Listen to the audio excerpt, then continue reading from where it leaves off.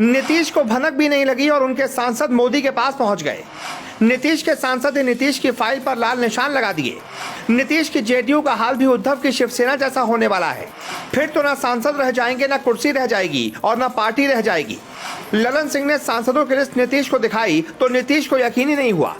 अगर ऐसा हुआ तो नीतीश कुमार न मुख्यमंत्री रहेंगे, न जेडीयू उनके हाथ में रहेगी। बिल्कुल वैसे ही जैसे महाराष्ट्र में पता भी नहीं चला और उद्धव ठाकरे की कुर्सी चली गई और पार्टी भी हाथ से निकल गई। क्योंकि बिहार के मुख्यमंत्री नीतीश कुमार को न तेजस्वी यादव से खतरा है न मोदी से। नीतीश को सबसे ज्यादा खतरा है तो अपने ही पार्टी के सांसदों और नेताओं से। हम आपको नीतीश कुमार से जुड़ी वो खबर बताने जा रहे हैं जिसे सुनकर आपको यकीन नहीं होगा, लेकिन ये सच है कि नीतीश की कुर्सी कमजोर करने की साजिश शुरू हो गई है और एक एक करके नीतीश कुमार के खिलाफ घेरेबंदी शुरू हो गई है।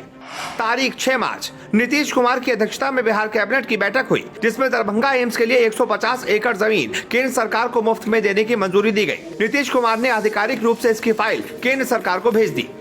तारीख 28 मार्च मधेपुरा से जेडीयू सांसद दिनेश चंद्र यादव के नेतृत्व में सांसदों का एक प्रतिनिधि मंडल ने केंद्रीय स्वास्थ्य मंत्री मनसुख मंडाविया से मुलाकात की। मुलाकात के बाद उन्होंने पीएम के नाम 20 सांसदों के हस्ताक्षर वाला एक पत्र भी मनसुख मंडाविया को सौंप दिया, जिसमें सहरसा में एम्स की मांग की गई। अब जरा इन अहम पॉइंट्स पर गौर कीजिए। पॉइंट नंबर 1, जब बिहार सरकार ने आधिकारिक रूप से दरभंगा में एम्स के निर्माण के लिए जमीन दे दी है तो फिर इन सांसदों ने सरकार की लाइन से अलग सहरसा में एम्स की मांग क्यों की। पॉइंट नंबर 2, 20 सांसदों ने स्वास्थ्य मंत्री को चिट्ठी सौंपी, जिसमें 16 सांसद जेडीयू के थे। खबर है कि इन सांसदों को जेडीयू अध्यक्ष ललन सिंह ने फटकार भी लगाई है। पॉइंट नंबर 3, जिन जेडीयू सांसदों ने पत्र पर हस्ताक्षर किए उनमें सिवान, नालंदा, काराकाट, गया, वाल्मीकि नगर, गोपालगंज और जहानाबाद के सांसद शामिल हैं। उन्हें पता है कि उनके इलाके के लोग सहरसा में इलाज के लिए नहीं आएंगे, फिर भी उन्होंने सहरसा में एम्स की मांग वाले पत्र पर हस्ताक्षर किए। एक बार जरा इन सांसदों के बारे में जान लीजिए जिन्होंने इस पत्र पर हस्ताक्षर किए।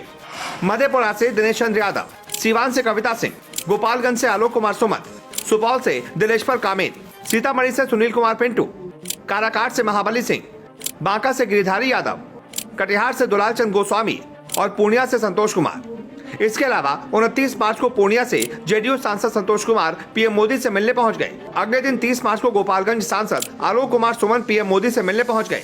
सूत्र बताते हैं कि जेडीयू के करीब दर्जन भर सांसद बीजेपी के संपर्क में हैं। ये सब तब हो रहा है जब 2024 में चुनाव की तैयारियां तेज हो गई हैं।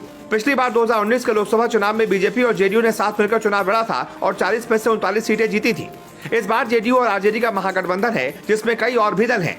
महागठबंधन के सीटों के बंटवारे में दर्जन भर ऐसी सीटें हैं जो अभी तो जेडीयू के पास हैं, लेकिन महागठबंधन में सीटों के बंटवारे के समय आरजेडी के पास जाने की संभावना है। ऐसे में इन सांसदों का टिकट कटना तय है और वो किसी भी हाल में ये नहीं चाहते कि उनका पत्ता कटे, इसलिए वो अभी से बीजेपी के संपर्क में हैं और मोदी से मुलाकात करके नीतीश पर दबाव बनाने की कोशिश कर रहे हैं। सूत्रों की माने तो महागठबंधन में जेडीयू कोटे से मधेपुरा, सीवान, गोपालगंज, सुपौल, सीतामढ़ी, काराकाट और बांका पर इस बार आरजेडी की नजरें हैं, तो वहीं कटिहार और पूर्णिया पर कांग्रेस की पुख्ता दावेदारी है।